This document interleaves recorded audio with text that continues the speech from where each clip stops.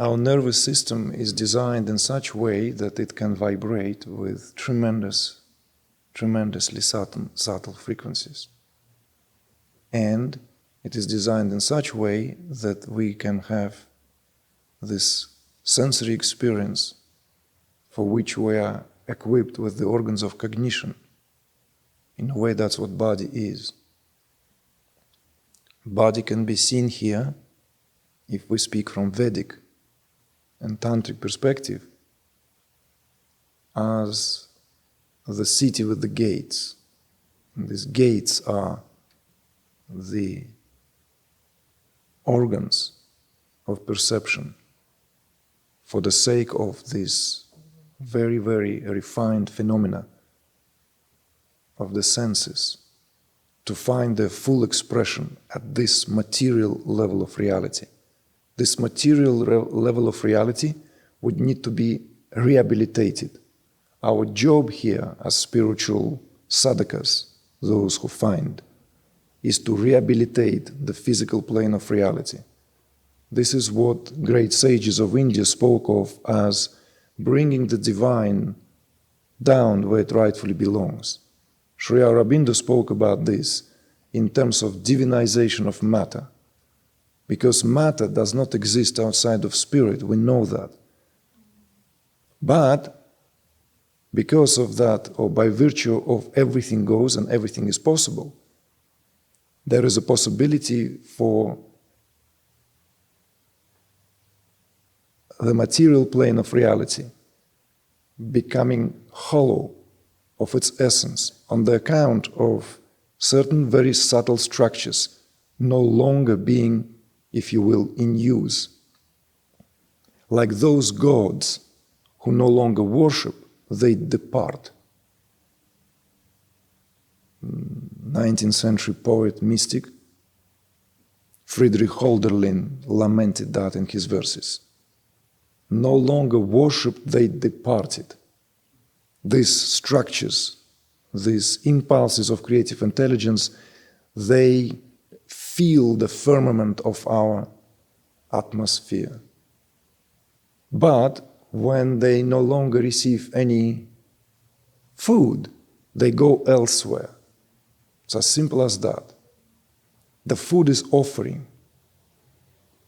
When these subtle structures no longer being fed by virtue of giving them attention, nothing left for them other than to depart.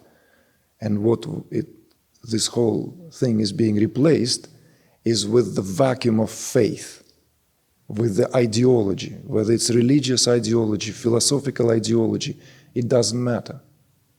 What we find ourselves in a world which is hollow.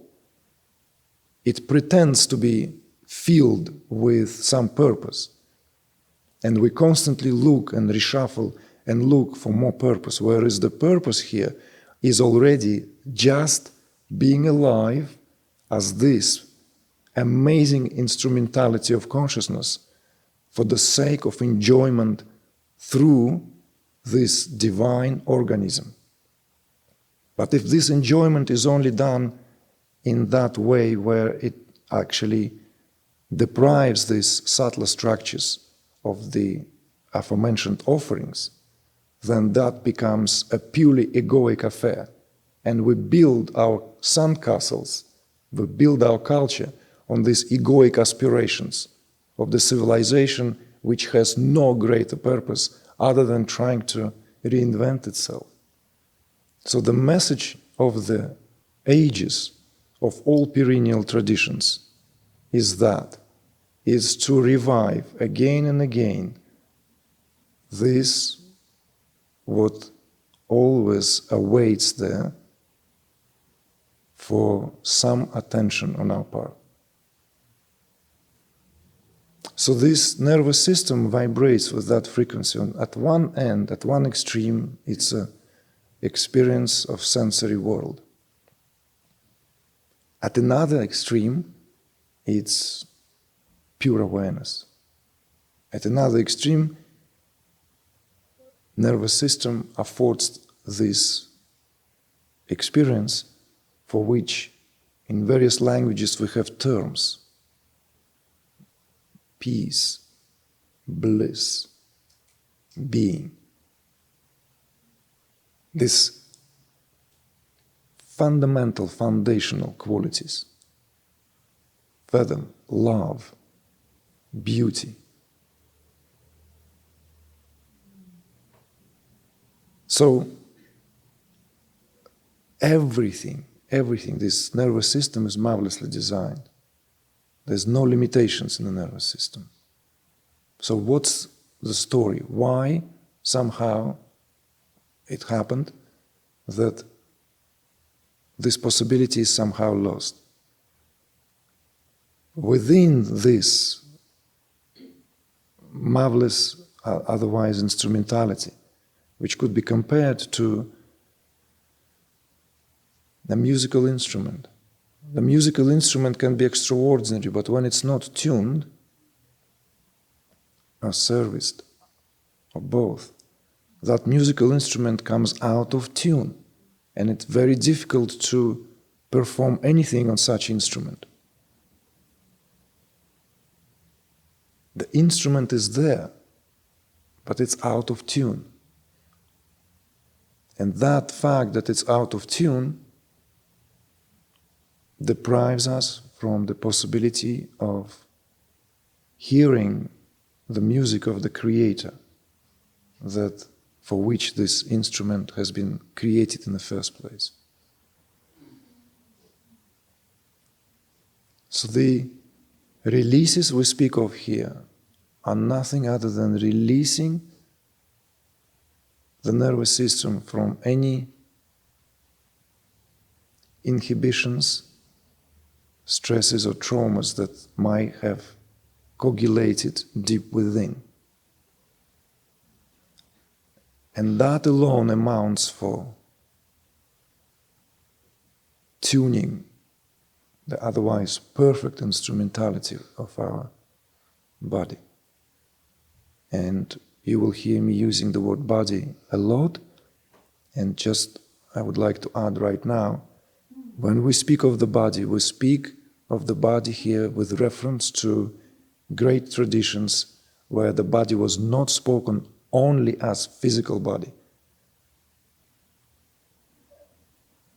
In Vedic or Tantric traditions, when it is spoken of the body, everything is the body. There's physical body, there is subtle body, there's causal body. We never speak about physical body, there's no such thing. It's always body, body, body. So, but beyond all this, of course, is the ocean of transcendence.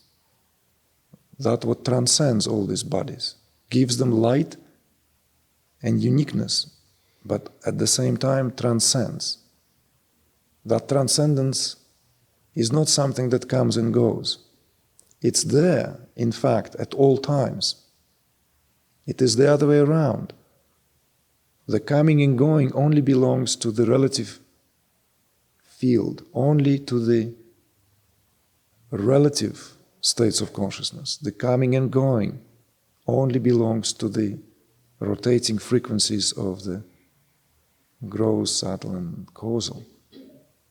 The waking, the dreaming, and the deep sleep comes and goes and fragments reality, gives this notion that reality is fragmented. Somehow our awareness is fragmented because here I'm awake, then I'm dreaming, then I'm completely deep sleep, I wake up.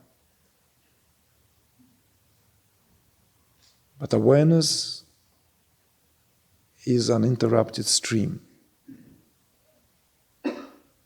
It never comes and never goes anywhere.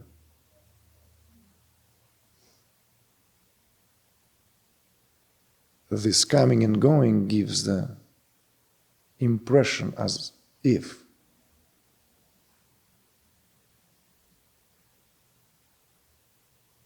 So, it's being able to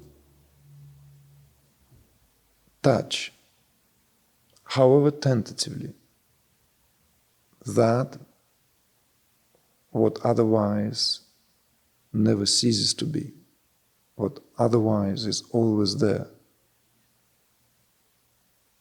And that, by virtue of power of its own, simply enlivens everything that there is to enliven. But the release is part and parcel of this work. In the Gnostic traditions, Gnostic tradition is a tradition of the gnosis, when something is brought to cognition, cognized. There is always this element, indispensable part. We can talk about spiritual matters and just settle our affair at that level. Just talk about it and feel good and feel somehow that it enriched us, it enriched our understanding. There's nothing wrong with that. That's wonderful, that's admirable.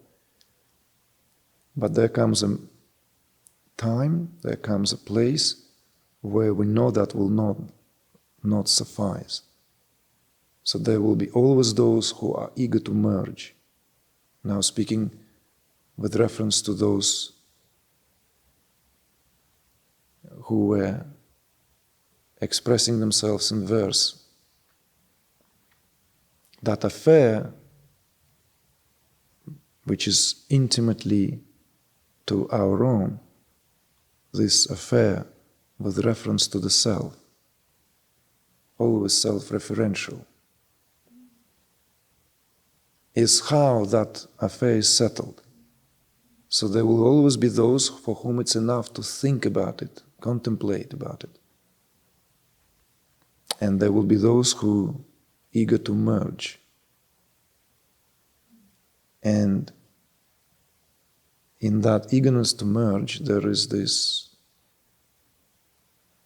direct cognition takes place. And then, of course, they simultaneously exist as two veins. Those who find God within themselves and nowhere else, because there's no other place. And they locate that what was seemingly lost at the heart of the matter, where the matter itself